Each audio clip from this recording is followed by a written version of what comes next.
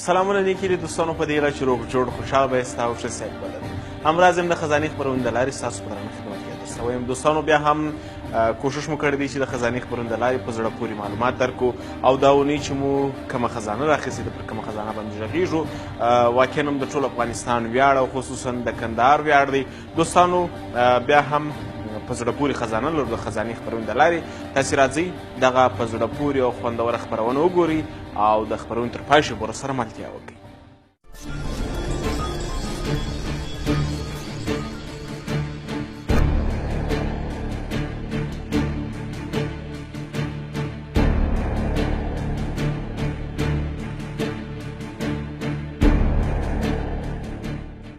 احمد شاه بابا په اصل سدوزی او د پلار نوم یې محمد زمان خان و. احمد شاه بابا په 1115 هجري کال کې زیږېدلی دی. پلار یې د هرات مشر و. د مور نوم یې زرغونه انا و چې په خټ الوکوزي وه. مور یې په پښتونولۍ د خپل زوی روزنه وکړه او ننګیالی یې لوی کړ.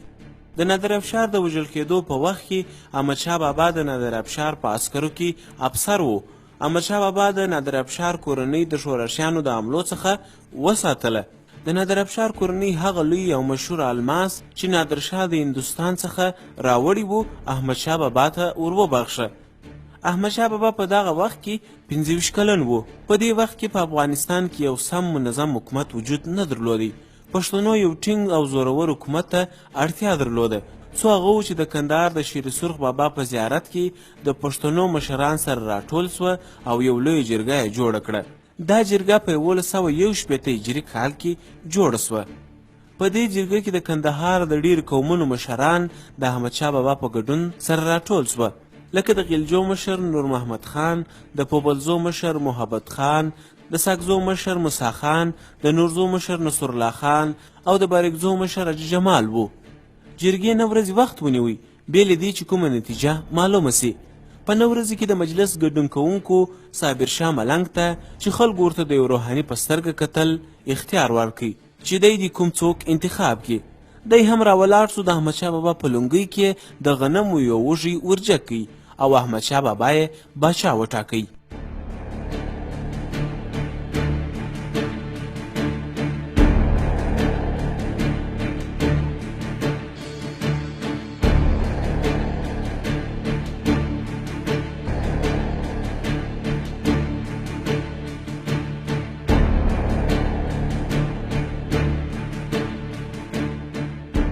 دا چې احمدشاه بابا یو ډیر مهربانه سړی و، د خپل زوی او یو غریب سړي فرق یې نه کاوه، نو د زیاتو خلکو د باور او اعتماد وړ وګرځېدی.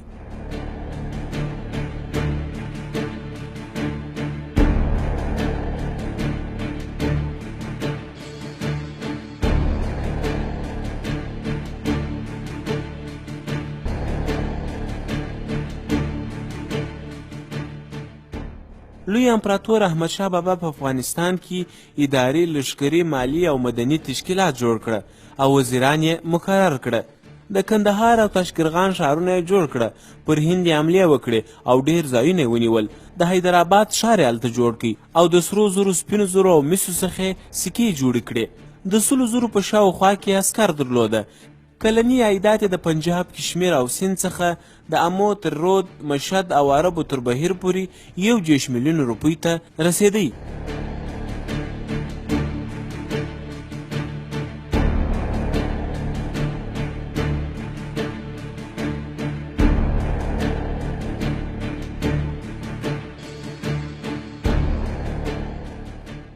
احمدشاه بابا د پښتو ژبې شاعر و. د شعر دیوان یې په زرو بیتونه لري او هم یې په خپل دربار کې د پوهانو او عالمانو ډیر مراعات کاوه.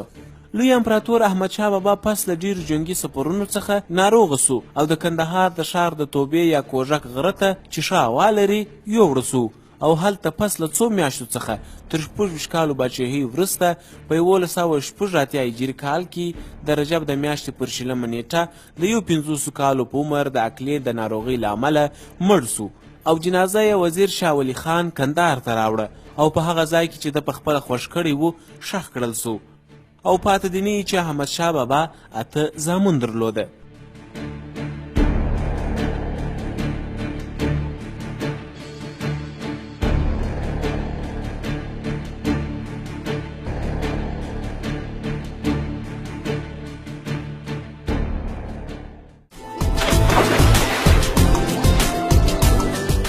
خوږو دوستانو راځو د همدغه لوی امپراطور احمدشاه بابا د کور څخه لیدنه کوو، د کور ګورو او د اوسېدلو ځای وینو او په دې اړه به پوره معلومات تاسې ووینئ، وابورئ او بیا هم راسره ملتیا کوئ.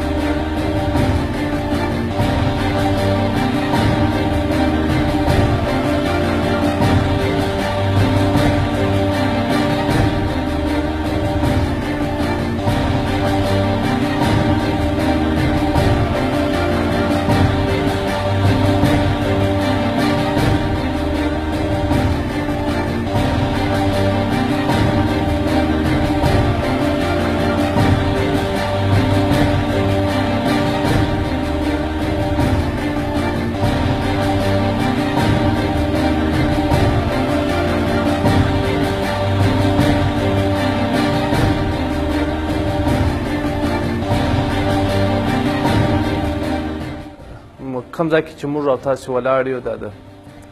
لوی امپراتور احمدشاه بابا چې هغه په افغانستان کې یو لوی امپراتور تېر شوی دا د هغه استوګنځای دی چې د دغه استوګنځای تر څنګ څلورو خواوو ته د ده د وزیرانو چې د هغه وخت خزانې وزیر او څنګه د پوځیانو په برخه کې نور وزیران موجود د هغو ټولو کورونه د ده پر کور په احاطه باندې راګرځېدلي دي. دا د په نن اصطلاح باید ووایو دا د داسې چې ماڼۍ وه چې دی به همدلته استوګن او دلته به اوسېدی د خپل فامیل سره. نننی ساختمان چې موږ تاسې وینو موږ پکې ولاړ یو دغه ساختمان د نن څخه 215 کاله تر مخه خپله د احمدشاه بابا په حضور کې د هغه په مشوره باندې جوړ شوی دی. دی به په دې احاطه کې ورته ناست و او دغه کار د نږدې څخه څاري او کتی. په دغه ساختمان کې بخارا څخه هم ځینې انجینران راغوښتل سوي وو چې دا سب یا د ډیزاین چې تاسې وینئ دا بخارایي سب او ډیزاین دی. که بخارا ته موږ نن ولاړ شو په بخارا کې هم داسې سب او داسې ساختمانونه موجود دي. دغه د ټوله ساختمان په څښناکو ګچو او پخو خښتو باندې جوړ دی چې دا تقریبا 3 منزله دی، لاندې لرخونې یا زرخانې دي او دغه د ناستې دالان و. د دې دالان پر سر باندې بلخانې دي چې د هغه وخت د بلخانو څخه به استفاده کوو. د لوی احمدشاه بابا کور د یوه ځانګړتیا دا ده چې دا راسته ودان شوی دی. راسته ودانۍ په کندهار کې دا خاصیت لري چې په دوبي یخي او په ژمي ګرمي چې همدا اوس چې د ژمي موسم دی ګوره په دغه ساختمان کې هوا نورماله ده، هېڅ بخارۍ ته اړتیا نه لیدل کېږي. دا د په کندهار کې د پخو تعمیراتو ځانګړتیاوې دي. او بل دغه ساختمان چې جوړ شوی دی یا دغه حرم سرای چې جوړ شوی دی په دې کې یوه نابغه خبره دغه ده چې د دغه ګچ په هګیو باندې خښته شوي دي، یعنې د اوبو پر ځای باندې هګۍ لوېدلي دي او بیا دا ګچ په خښته شوي دي او بیا وروسته کارول شوي دي چې تر اوسه پورې هم د هګیو هغه څښناک مواد هم په دا ګچو کې د ورایه معلومیږي چې د دغه ګچو یو ټوټه هم د کندهار په ملي موزیم کې پرته ده چې تاسې کتلی شئ. په کندهار کې د لوی احمدشاه بابا په تاریخي ښار کې که وګورو موږ 3 منزله ځای نسو پیدا کولی. د لوی احمدشاه بابا د سرای ځانګړتیا په دې کې ده چې ځکه دا یو حرم سرای و، دا د امپراتور کور و، نو ځکه دا 3 منزله جوړ شوی و چې دا په لوړ کمال یا په لوړ کیفیت و په ښه ډیزاین باندې جوړ شوی و چې نن خوشبختانه ووایم چې د دغه تعمیر یوازې دغه دالان، زرخانه او بلخانې موږ ته راپاته دي. د دې شمال طرف ته ځینې ایسه وه چې هغه په دالان کې ګډه وه، هغه پر وخت زمان سره هغه دوکانونه شوي دي او اوس وروسته اخواته کفترخانې یا د پاپړ خرڅوونکو دوکانونه دي چې که چیرې دغه هم نه وای جلا سوې دا برخه نو به دغه ساختمان مکمل راپاته وای. دغه ساختمان په ساختماني چارو په خاطر باندې نیمګړی دی ځکه چې دغه نیمه برخه یې جلا سوې ده. که چیرې دا برخه نه وای جلا سوې نو به دغه ساختمان مکمل او پوره وای.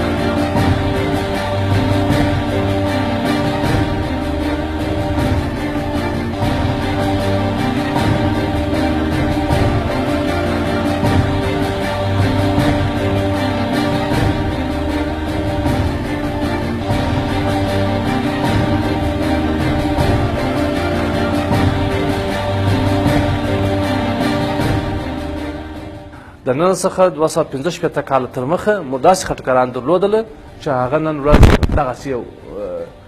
نقشه یا دغسې یو ډیزاین په دون رواج کې داسې اچول دا یو لوی غټ کمال دی چې دا په لاس سوی دی نه. اوسني زیبندونه چې موږ ګورو یا اوسني ګچکاري یا د اوسني دا تزیینکاري چې اوس موږ وینو ټول غالبي دي د غالب څخه غالب کې جوړیږي بیا وروسته هلته لوړ مشول کېږي. دا په همدغه ګچو کې د اوسپنې په ذریعه سره دا ټول کماڼه تراشلې ده او دا ګچکاري وکړل ځکه چې دا د همهغه وخت ثبت یو نمونه ده نه چې په دې ساختمان کې پاته ده او دا ټوله ګچکاري چې ده دا د احمد خان په وخت کې دې ته یو پلستر ورکړل شو تر څو هغه تزیین چې د لوی احمدشاه بابا د کور یا د حرم سرای ټوله تزیینات دا رقم تزیینات لري چې موږ تاسې ورته یو علامه دې وینو نه دغه ټوله د دغه ګچکاري لاندې ټوله دغسې تزیینکاري لري نه. که چیرې دغه په یو ډېر هنر سره دا ګچکاري را جلا سي هغه هنر چې هغه د دنه کوم نقاشي او میناتوري چې هغه په بشپړ توګه سره هلته پاتې دي چې دا یو خدمت و د عبیداتو لپاره چې مرحوم داود خان وکړي او دغه ساختمان یې د ساختمان ټوله تزیینات یې د خطر څخه وساتله او دا ساختمان موږ وګورو بیخي په زیات شمېر تاقچې لري. دغه تاقچې هم د هغه وخت کې د المارۍ نه وې چې خلکو به المارۍ هېڅ وجود نه درلودی نو دغه تاقچې د دې لپاره ورکول کېدلې چې دلته بیا ځینې خپل لوښي او خپل سامانونه دلته ایښوله نه بیا وروسته یو پرده اړولې وه چې دا د همهغه وختو د ساختمان یو نمونه ده چې تاقچې ډېرې او د دې کور تر څنګ اخواته چې نور کورونه وه په هغه کې یو کور و چې د مشورې وزیرانو سره کولې او موږ تاسې نن د وزیرانو شورا بولو هغه کورونه یې هم موجود دي اخواته هلته به د خپلو وزیرانو سره مشورې کولې پلانونه به یې طرحه کوله او ټول مسایل د ملک ټول مسایل به یې د دوی سره مطرح کوله او تصویبوله به خو یوازې دغه کور یوازې د لوی احمدشاه بابا د کورنۍ دپاره د فامیل دپاره پاته سوی دی او یوازې د دې کور څخه لوی احمدشاه بابا استفاده کړې ده او دا نن د لوی احمدشاه بابا حرم سرای یا استوګنځی بللی سو.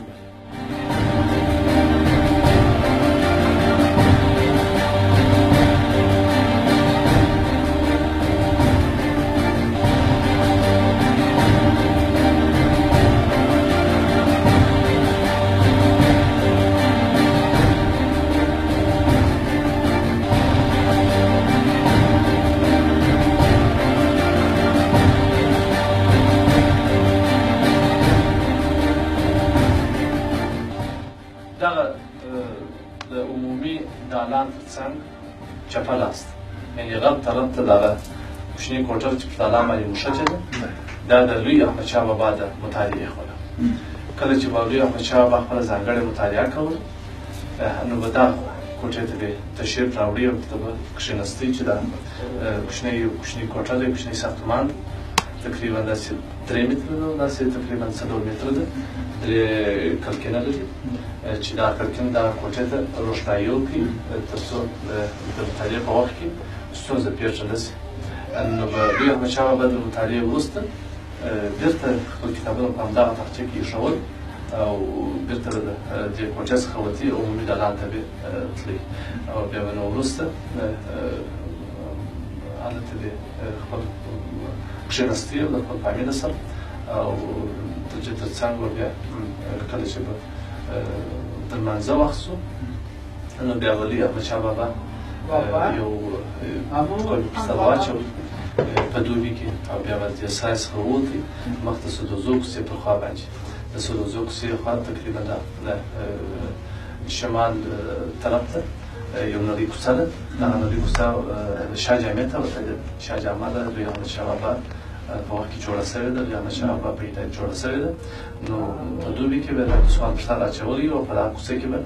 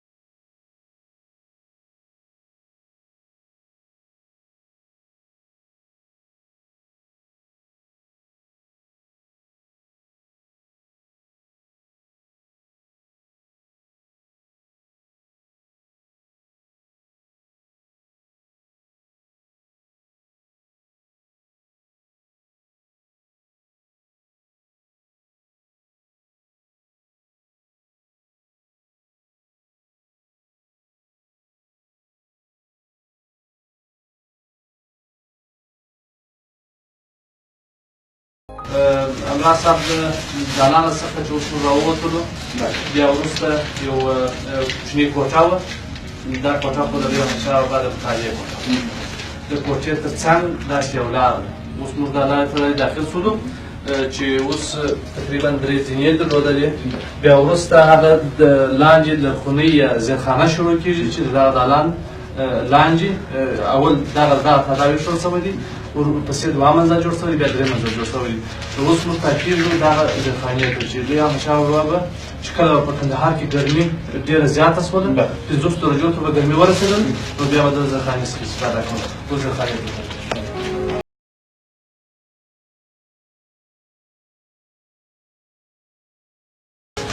دا د لوی احمدشاه بابا هغه د لرغونۍ د زیرخانې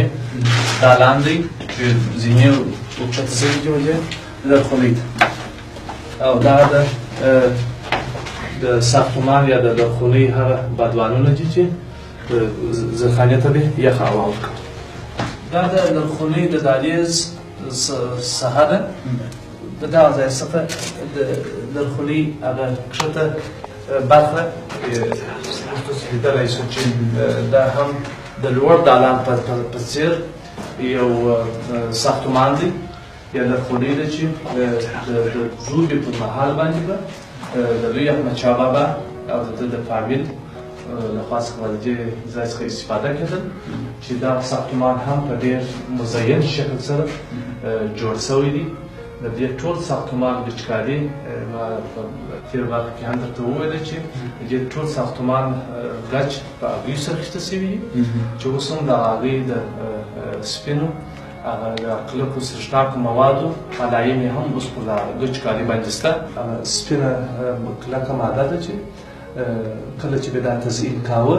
نو هغه به هغوی سره ګډوله بیا به وروسته دا ګچ کارول او دا ټول تزیینات په لاس شوي د اوس وخت تزیینات چې هغه ټوله یا ټاپه دي او یا په غالب سره جوړېږي دا د هغه وخت اوس هغه د بخارایي سب هغه نمونه ده چې تر اوسه پورې مختلفات که چېرې دا ګچ په ډېر مهارت سره جلا شي نو بیا دا ټول ساختمان د الوچکاري په ښه واضح شکل سره معلومېدای شي.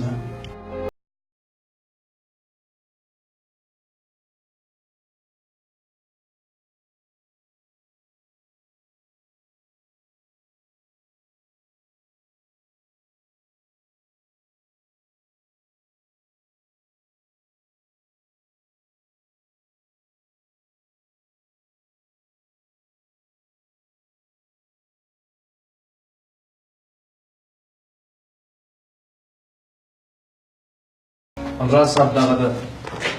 لوی احمدشاه بابا د لرغونۍ چې اوس مخصوص په لرغونۍ کې قرار لرو د دغه ساختمان د هوا د تبدیلېدو لپاره یې همدغه بدوانونه ورکړي وو چې دا پخوا په ساختمانونو کې مهم وو او یو د ساختمان یو اصلي برخه به جوړېده. دا بدوانونه د دې لپاره ورکړل شوي وو چې هوا داخل ته راسي او د داخل د هوا د باندې ووځي. نو دا بدوانونه د دې لپاره ورکړل شوي وو چې دغه د لرغونۍ رطوبت د منځ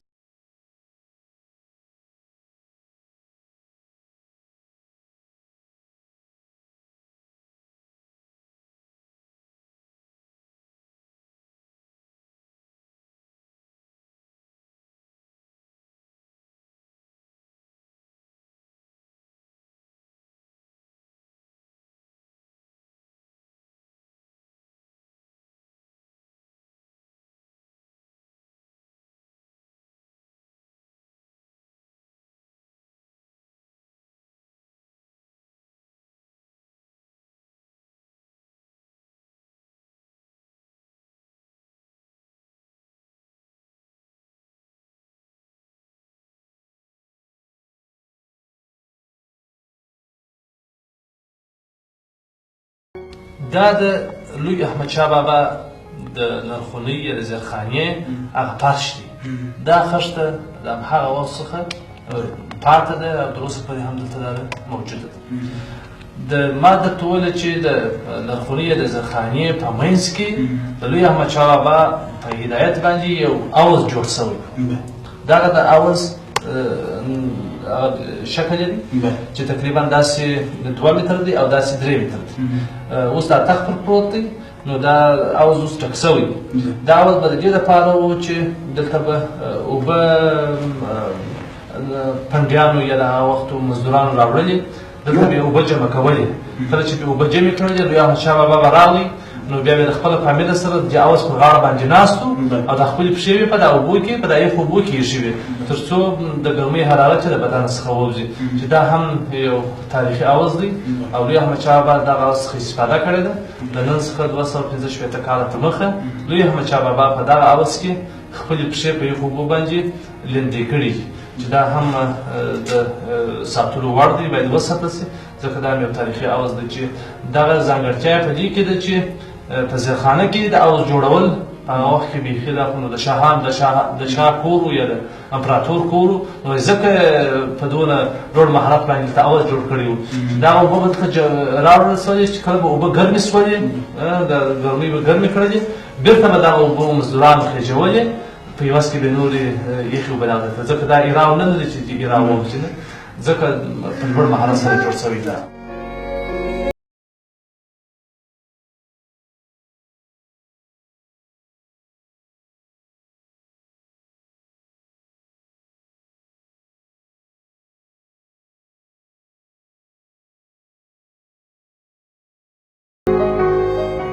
دا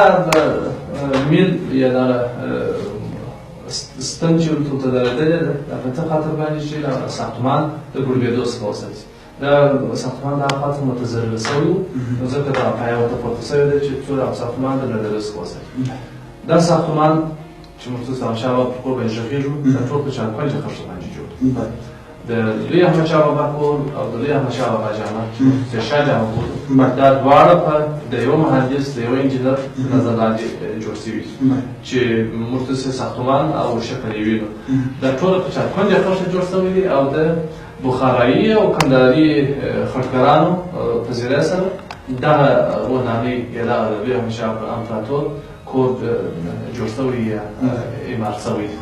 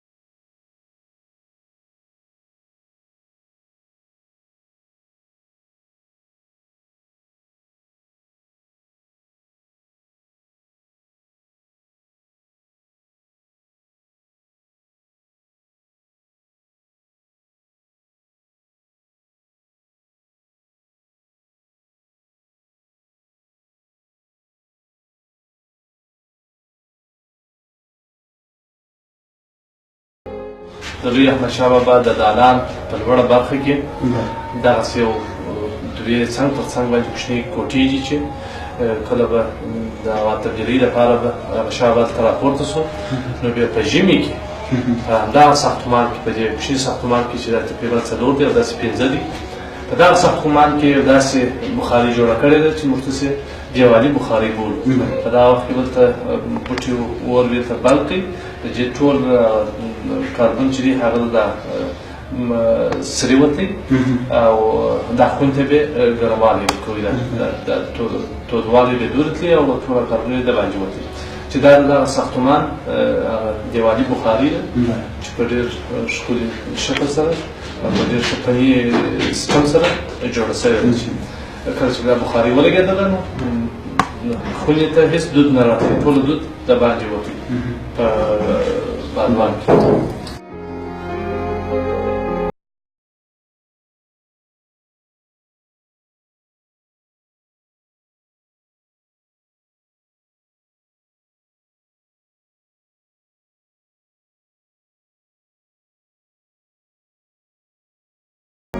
دا تاخچې هم ډېر کار وکړل شوي وي چې دلته د احمدشاه بابا کښېنستی د کوم کتابونه چې وو یا کوم اساس چې وو یا کوم شی چې وو هغه په دغه تاخچو کې محفوظ ساتل د دې تاخچو تر څنګ داسې یو روان کې داسې یو کماڼه ده چې په ډېر ښه شکل سره جوړه شوې ده او دې تر څنګ یې بل داسې تزییني کمان کړې ده چې دا خونې ته ښکلا کړې ده د دې تر څنګ که موږ تاسې وګورو دغه ساختمان ته بیا داسې ګلدانۍ ورکړل شوي دي چې دا تزیین دپاره یا دا ټول ګلدانۍ یا ټول تزیین چې دی دا په لاس شوی دی نه عربي یا چاپانه ده ځکه دا په لاس ورکړل شوی دی نو چې دا خونې ته تزیین ورکوي او د دې تر څنګ تقریبا 3 کړکینه لري دا کړکینان یې هم چې خونې ته روښنایي ورکړي مخصوص په دا خونې کې ولاړ وي دا خونه ډېره روښانه ده نه دلته هم مطالعه کېدلی شي هم کښېنستلی شي هم هڅه کولی شي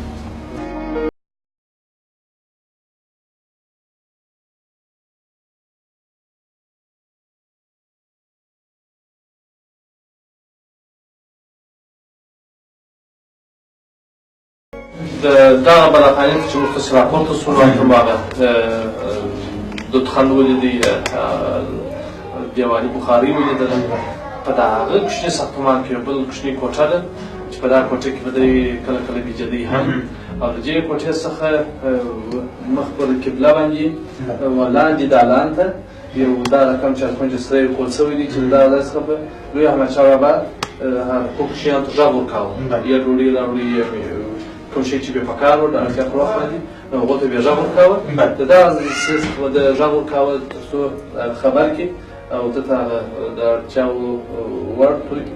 لوړ راوخېږي ځکه په زینو کې راخېږېدل هم یو څه مشکل نو ځکه د دغه ځای څخه به ده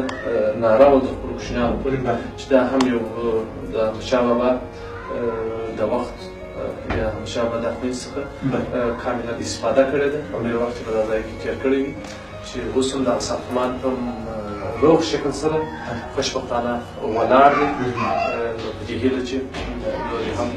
داسې جوړ وساتو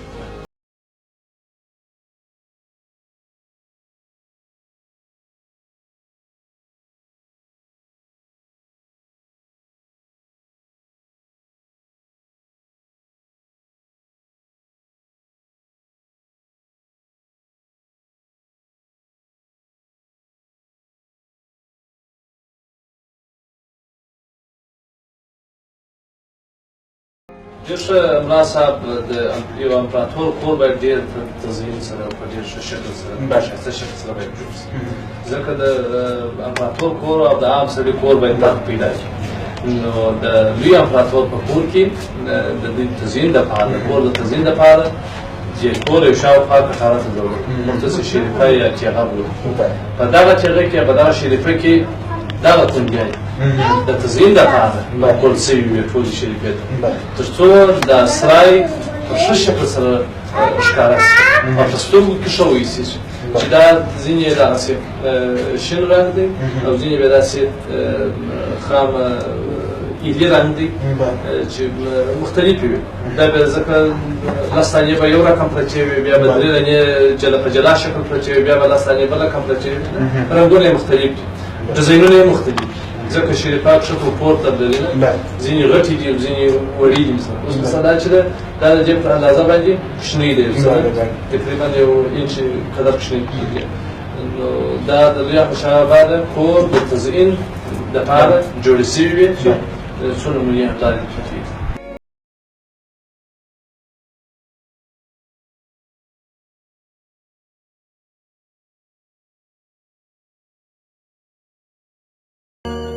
دوستانو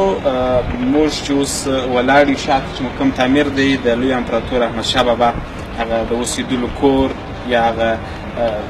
کلا یا هغه ځای دی چې دی به دلته اوسېدی نو عزیز صاحب دا راته ووایه چې دغه ځای چې کوم جوړ دی انجینران جوړ کړی دي ټوله دوې برخې لري دغه ځای چې دواړې برخې په یو رقم جوړ شوي دي په دې اړه راته ډېر ښه زموږ د لوی احمدشاه بابا د کور یا د ځای د استوګنځي په تقریبا په درې منزل کې قرار لرو چې د یو بام دی پر دا بام ولاړ یو دا خاصه ساختمان معلومېږي دا ساختمان چې دی دا تقریبا درې منزله دی لاندې د خونې سربېره دالان دی نور دوه منزل دی ورپسې درې منزل د لاندې منزل په تناسب باندې فرق دی ځکه لوړ منزل چې دی هغه دوې خونې یا دوې کوچني وړې کوټې یوه طرف ته لري او په همدغه شکل سره دوې کوټې بیا هغه طرف چې دا د لاندې ساختمان د مابین د ساختمان د لوړ ساختمان په مابین فرق دی او لاندې هغه چې د خونې چې ده هغه کوټې نه لري هغه یوازې صرف یوه غټه خونې ده چې مابینځ کې عوض دا ساختمان دا د انجینر په لوړ مهارت سره جوړ شوی دی چې څونه مهارت یې پکې کار شوی دی چې دا یوه برخه د بلې برخې څخه یو انچ نه غټه ده نه کوچنۍ چې دا د هغه وخت د خلکو نور کمال ښکاره او دغه دروازې چې تاسې وینئ دا د هغه وخت څخه جوړې دروازې دي چې اکثره یې د توت څخه جوړ شوي او دغه ساختمان چې تاسې سره وینئ دا ساختمان پوره و کمال و دا خاطر نورې آبادۍ هم درلوده دي چې هغه آبادۍ اوس ټوله بېل شوي دي چې ټولې علایمې د هغو آبادیو دیني علایمې دا دي اوس هم په دغه ځایو کې موږ تاسې وینو دا علمسرای یوازې په دې باندې نو یوازې دغه ساختمان دغه ساختمان چا طرفه ساختمان درلود او د اړتیا وړ خونې او ودانۍ دغه لوړ ساختمان چې تاسې د لوړ ساختمان کومه شریفه یا کټاره چې تاسې وینئ دا کټاره نوې جوړه شوې دا پر دې کټاره باندې موږ د مخه د کلي یادونه وکړو دا کټارې ټولې کونجانې درلودلې او تزیین شوي کونجانې درلودلې چې هغه د کټارې ساختمان یې اوس د منځ څخه تللی دی نه او هغه کونجانې اوس هم د کوم کسان چې په لاهور کې اوسېږي د هغو سره ځینې برخې یا څو دانې موجودې شته دغه لوړه کټاره د دې ساختمان نوې کټاره ده نوې جوړېدلې ده دا په دغه تاریخي ابداتو کې دا کټاره نه شمارل کېږي یو وخت دغه ابدات جوړېدله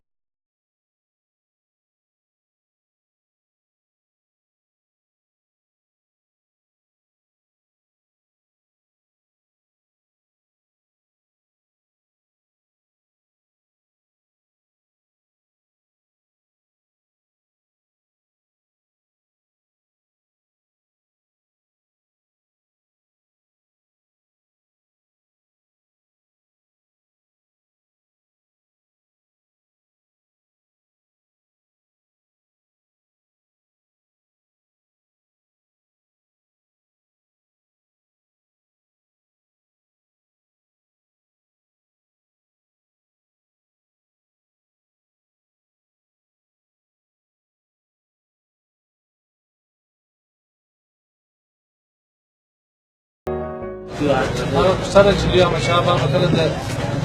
کور څخه راووتی سمال یې په سر اچولی او په دغه کوڅه کې به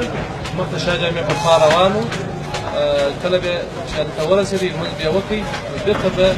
پر همدغه کوڅه باندې خپل کور ته داخلېدی چې دا کوڅه خپله د لوی احمدشاه بابا جامع ته یا شاه جامع ته وتلې ده